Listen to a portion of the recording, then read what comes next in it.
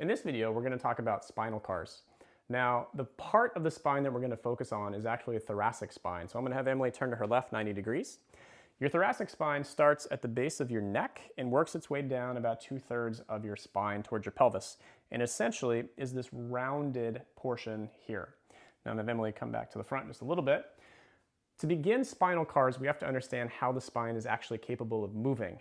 The first motion is going to be spinal flexion. So to have Emily demonstrate this, I'm going to have her cross her arms. And I want her to envision that she's against a wall and she's peeling her shoulders off of the wall forward.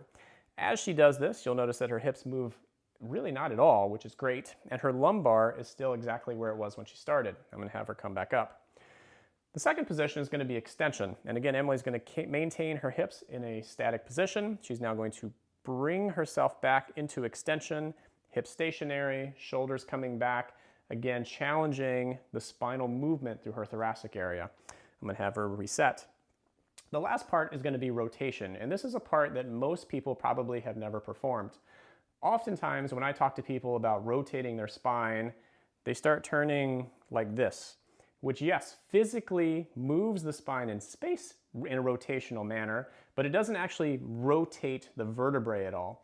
The only way to do that is to go into spinal flexion. So I'm going to have Emily go ahead and move into spinal flexion. Perfect.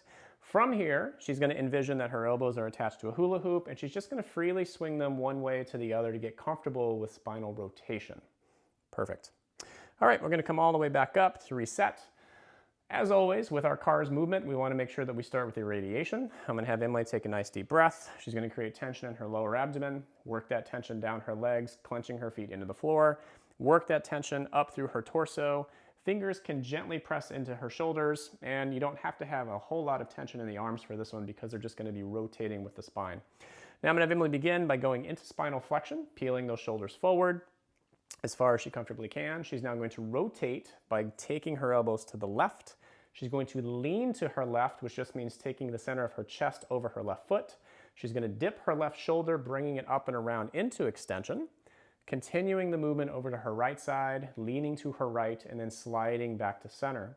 That is half of an articulation for your spine. We're going to go back the opposite direction by rotating to her right, leaning to her right, center of her chest over her right foot, dipping her right shoulder, taking it up into extension, around to her left, leaning to her left, center of chest over left foot, sliding back to center, and then coming up one vertebrae at a time. So this is a challenging one, usually in the beginning, because we're not used to moving our spine in this manner. But with good practice and just consistency, you'll be amazed at what can happen to your spinal health. We hope this video has been helpful. If you have any questions, just let us know.